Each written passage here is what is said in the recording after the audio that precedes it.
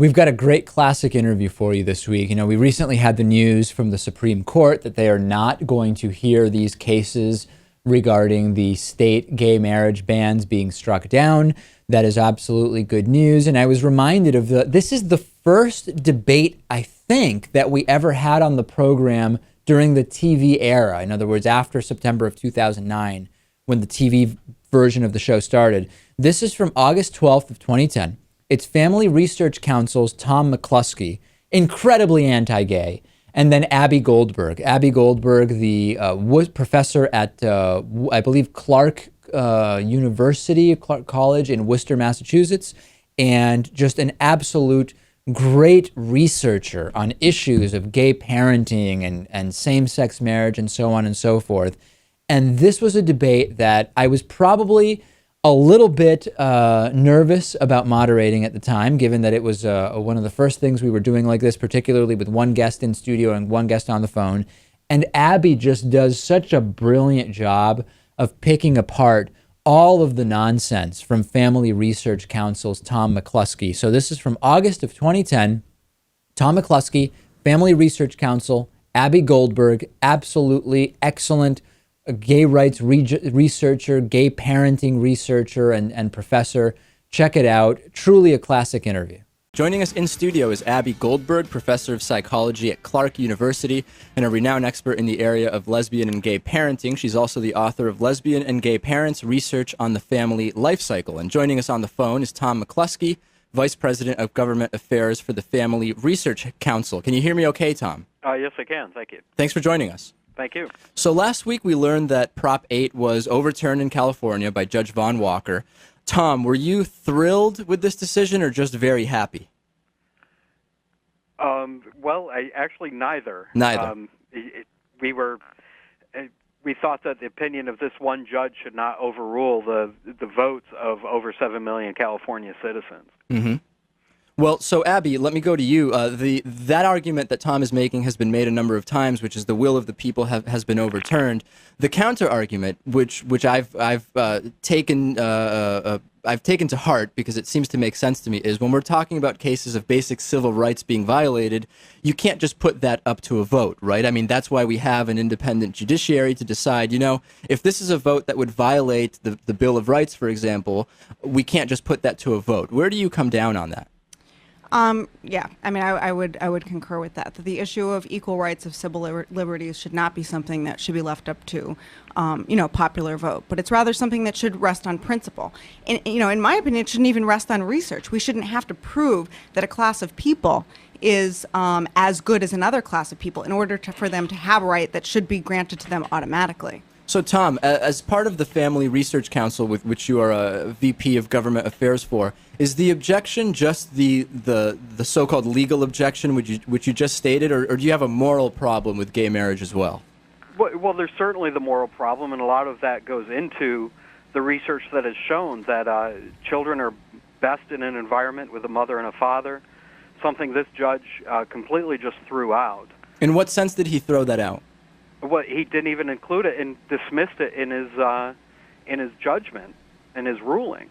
So you're saying that there is evidence which suggests that that kids do better when they are in a home with a male and a female parent as opposed to a gay couple. Is that right? Well, the evidence is overwhelming.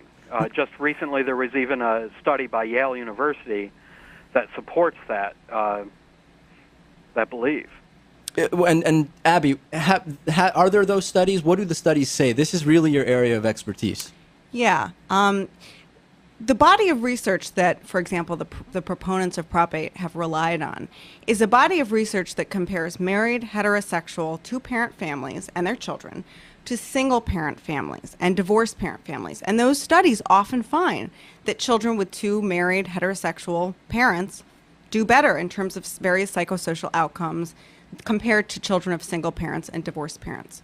But there is no study that compares married heterosexual parents with children to married same-sex couples with children. So that's a big leap that I think some of these proponents are making, that can automatically be extended to same-sex couples as well. And the research that we do have that compares heterosexual married same-sex couples with children to not married but same-sex couples with children shows that these children are doing just fine emotionally and behaviorally. They don't differ in any sort of psychosocial outcome from the children of straight parents. So when you hear, go ahead, those Tom. Studies though are extremely biased. They've been thrown out. I mean, the most recent one, it didn't even have a control group. It was just a matter of asking lesbian parents, do you think you're a good parent or not? Which study is that? It was the most recent study, and I'm afraid I do not have it in front of me, except most of these studies have, that's the simple fact is that there are so few. Well, the study I think you're referring to is a study that was done at University of California, San Francisco, got a lot of press. I think that's the one you're referring to. It's the longitudinal national, lesbian parent study. In fact, that study and several recent studies, you're saying that it just relied on parents' report, but it also relied on teacher reports. So teachers are a great way to provide some independent, objective data to kind of ascertain whether these children are doing well. And those teachers' reports were included in that report. And those teachers' reports showed that these children, again, did not differ in terms of behavioral or emotional outcomes from children of heterosexual parents. So, Tom, is that the poll you're referring to? Do we just not know what poll it is you're referring to? I do believe that was the one, and it's still just showing with no control group and simply asking then teachers or friends of these families is not a scientific poll to make. What about it is unscientific? You have no control group. You have no. You're not comparing it to other families, and you're talking about a very small percentage of. Well, the whole population itself is a very small percentage of homosexuals, and an even smaller population that decides to even enter civil unions or marriage or anything like that. But Tom, because it's a small percentage, does that mean any study about it would just be inaccurate because there's not that many people to study it? That could go both ways, could it not? Well, and this goes beyond any study as well. The right to marry is granted by the U.S. Constitution, but not the right to define marriage. And in essence, that is what is being asked here, and that is what Judge Walker tried to do. Okay, let me, in the interest of not getting bogged down here, to me, I happen to believe that homosexuality is not a choice. Where does Family Research Council come down on that, Tom? Well, the evidence is inconclusive on either side. So right now it's just down to personal opinion. And what's yours? My personal opinion is that it's inconclusive. I'm not going to answer a question yes or no when all the facts are not known. And should that make a difference in terms of a ruling like this? I wouldn't see why it would. Abbie?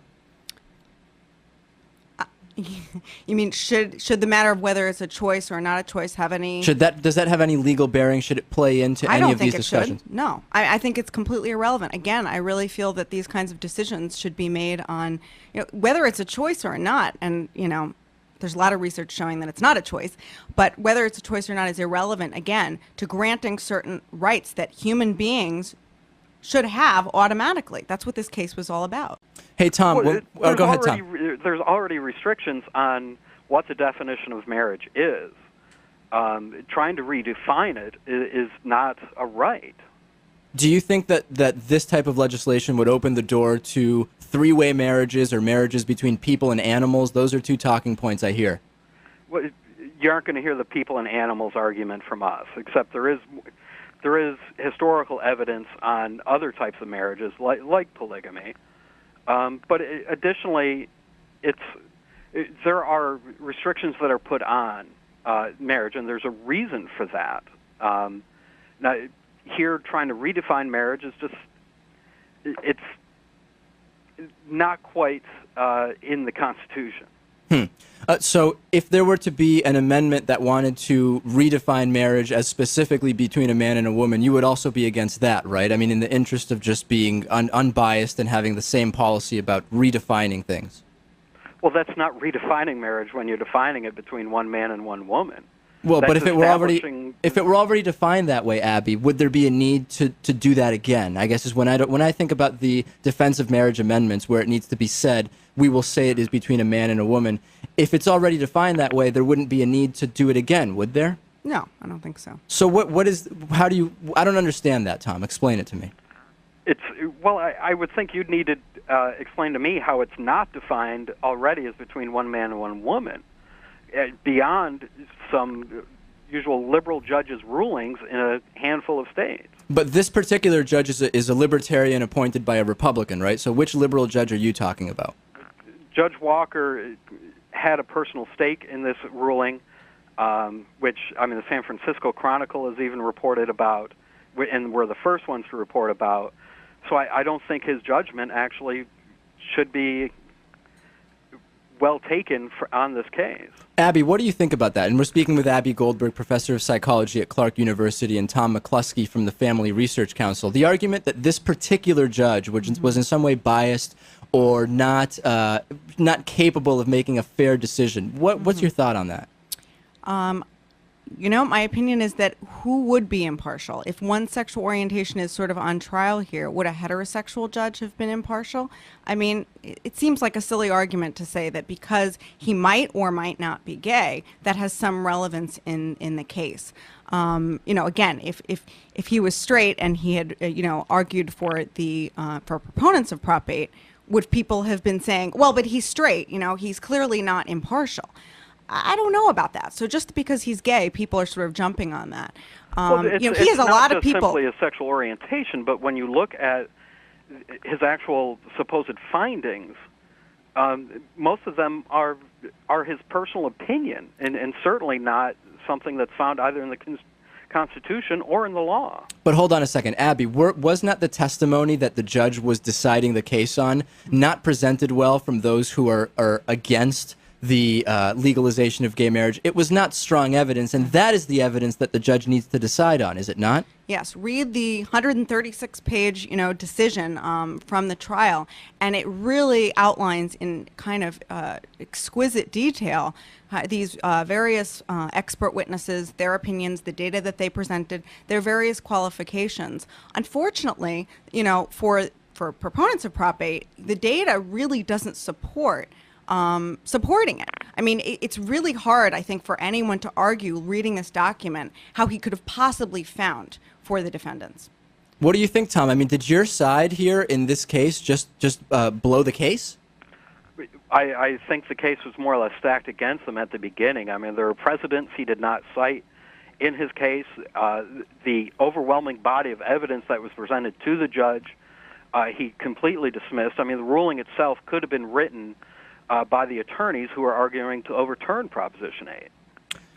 I want to, in the last minute or so we have left, I want to just open up and throw out, not a monkey wrench here, but just another thought about this entire issue. Lyle Menendez of the Menendez brothers right now is serving a life sentence for killing both of his parents. Now, since he was incarcerated, he's gotten married, divorced, and remarried. So my question is, how is it that a convicted murderer can get married? And that doesn't devalue marriage. And I use the term devalue because that's something I've heard from Tom's side. But a same-sex couple getting married somehow does devalue a marriage. How would you react to that, Tom? Well, should I judge the whole homosexual community on the actions of one person? Is the whole homosexual community Elton John or Perez Hilton? Of course not.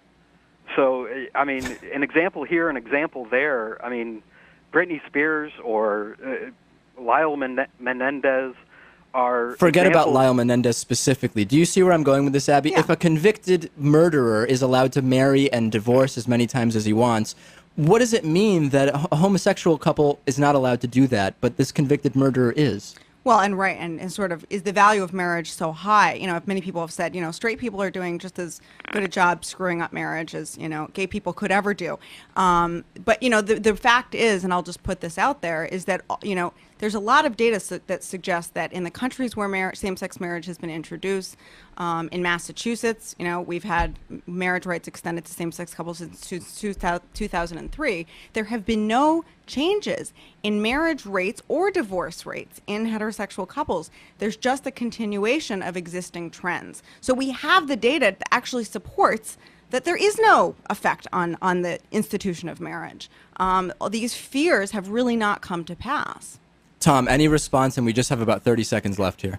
There has also been overwhelming evidence on the other side that shows that such relationships not only affect marriage, but can affect other heterosexual marriage or partnerships as well. So, what data is that? Because I've looked at data from the Netherlands and Massachusetts. Well, I do know that, I mean, off the top of my head, I do know that Stanley Kurtz has put together quite a body of evidence showing that in the Netherlands that such cases are like this. So I think right now it's just a matter of dueling facts. Well, we will do the research and we will present all of the evidence. I want to thank both of our guests. On the phone, Tom McClusky, Vice President of Government Affairs for the Family Research Council, and in studio, Abbie Goldberg, Professor of Psychology at Clark University, renowned expert in the area of lesbian and gay parenting, also the author of the book, Lesbian and Gay Parents, Research on the Family Life Cycle. Thanks to both for being here and for calling in today. All right, thank you.